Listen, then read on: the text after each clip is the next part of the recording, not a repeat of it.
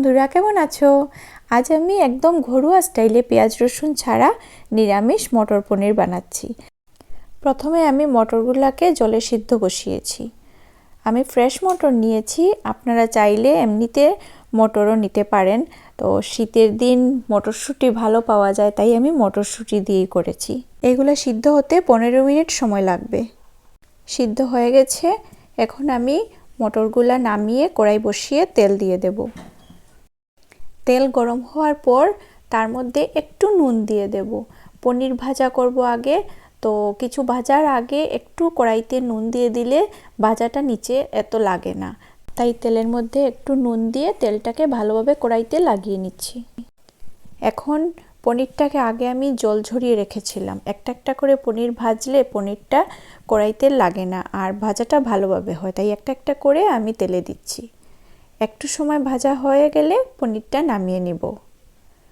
পনির ভাজা করে তারপর পনিরটাকে আবার গরম জলের মধ্যে 10 মিনিটের মতো ভিজিয়ে রাখলে খেতে খুব সফট হয়। এই যে প্রথম ভেজে নিচ্ছি, ভেজে তারপর আমি আরেক সাইডে গরম জল বসিয়েছি। গরম জল বসিয়ে পনির ভাজাও হয়ে যাবে আর গরম জলটাও হয়ে যাবে। তারপর ভাজা পনিরগুলো একটা বাটিতে নিয়ে নেব। এখন নিয়ে নিচ্ছি। তারপর গরম জল বসিয়েছি যেখানে, ওই গরম জলটাও হয়ে গেছে।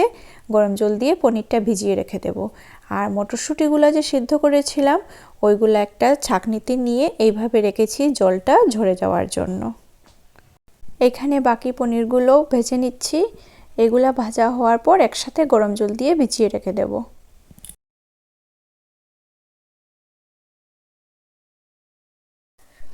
এই যে এখানে সব পনির নিয়ে নিচ্ছি, নিয়ে গরম জল ঢেলে আমি 10 মিনিট রেখে দেব। খেতে খুব সফট হবে। এই যে ভেজে তারপর আবার গরম জল দিয়ে রেখে দেবেন 10 মিনিট। পনিরগুলাকে ভিজিয়ে রেখে এখন আমি আবার কড়াইতে তেল দেব, দিয়ে তারপর তার মধ্যে একটা ছোটো এলাচ, দারচিনি, টমেটো, কাঁচা লঙ্কা এগুলা দিয়ে গ্রেভির মশলাটা রেডি করব। এই যে এখানে আমি 4টা এলাচ দিয়েছি, দারচিনি দিয়েছি 2 টুকরো, 4টা কাঁচা লঙ্কা দিয়েছি, একটু আদা নিয়েছি আর 6টা টমেটো দিয়েছি। পরিমাণ আপনারা আপনাদের ইচ্ছে মতো দিতে পারেন। আমি 500 গ্রাম পনিরের মধ্যে এইগুলা জিনিস দিয়েছি। আপনারা আপনাদের স্বাদ অনুযায়ী ঝাল বাড়াতেও পারেন, কমাতেও পারেন। আদাও আপনারা যদি আরও বেশি খান তাহলে আরও বেশি দিতে পারেন, কম খেলে কম দিতে পারেন। এখন টমেটো দিয়ে একটু নাড়াচাড়া করে এখন আমি কাজু দিচ্ছি। কাজু আমি 50 গ্রাম দিয়েছি, আপনারা চাইলে আরও বেশি দিতে পারেন। নুন কমিয়ে দেব, এখন একটু দেব আর পরে আবার দেব। একটু নুন দিচ্ছি, না হলে টমেটোগুলো তাড়াতাড়ি সেদ্ধ হবে না, তাই একটু দিয়ে দিচ্ছি। ভালোভাবে নেড়েচেড়ে আমি গ্যাসের ফ্লেমটা কমিয়ে রেখে দেব। আর সিদ্ধ হয়ে যাওয়ার পর তারপর ঠান্ডা করে মিক্সিতে পেস্ট করে নেব। সিদ্ধ হয়ে গেছে, এখন গ্যাসটা অফ করে রেখে দেব। ঠান্ডা হয়ে গেছে, এখন মিক্সিতে তুলে নিচ্ছি পেস্ট করার জন্য। পেস্ট হয়ে গেছে, এখন কড়াইটাকে ধুয়ে গ্যাসে বসিয়েছি। তেল দিচ্ছি আবার। তেলটা গরম হয়ে গেলে তার মধ্যে 8 চামচ গোটা জিরা দেব। আর গোটা জিরা দিয়ে তারপর পেস্ট যেটা বানিয়েছি ওইটা তেলের মধ্যে দিয়ে দেব। একটু একটু করে পেস্টটা দেব। একটু দিয়ে ভালোভাবে নেড়েচেড়ে তারপর আবার দেব। এইরকম দিলে মশলাটা জ্বলবে না। এখন তার মধ্যে 8 চামচ হলুদের গুঁড়ো, 1 চামচ মরিচের গুঁড়ো ও 1 চামচ ধনিয়ার গুঁড়ো দেব। তারপর স্বাদ মতো নুন দেব। পেস্টটা ভাজার সময় আমি তেলের মধ্যে গোটা জিরা দিয়ে দিয়েছিলাম, তাই আর এখন জিরার গুঁড়োটা দিইনি। যদি আপনারা দিতে চান আপনারা দিতে পারেন, আমি দেইনি, আগে দিয়ে দিয়েছি সেজন্য দেইনি। এখন মশলাটাকে ভালোভাবে ভেজে নেব। যত সময় পর্যন্ত ভাজতে ভাজতে তেল বেরোবে না তত সময় পর্যন্ত ভাজবো। এখন মটরশুঁটি দিচ্ছি, 1 কাপ মটরশুঁটি দিচ্ছি আমি।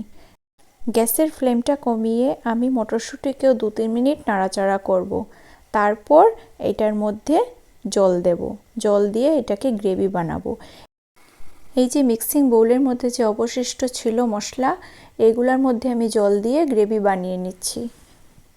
একটু সময় মানে ধরুন 2-3 মিনিট গ্রেভিটা ভালোভাবে নাড়াচাড়া করে তার মধ্যে পনির দিয়ে দেব।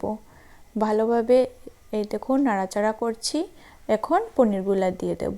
পনিরগুলা দিয়ে গ্যাসের ফ্লেম কমিয়ে রেখে দেব আরও 2-3 মিনিট।